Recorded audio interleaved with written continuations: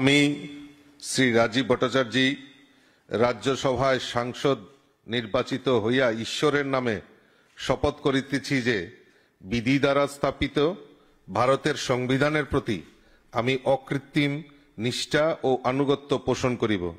আমি ভারতের সার্বভৌমত্ব ও অখণ্ডতাকে রক্ষা করিব এবং যে কর্তব্যভার আমি গ্রহণ করিতে উদ্যত হইয়াছি তাহা নিষ্ঠাপূর্বক নির্বাহ করিব।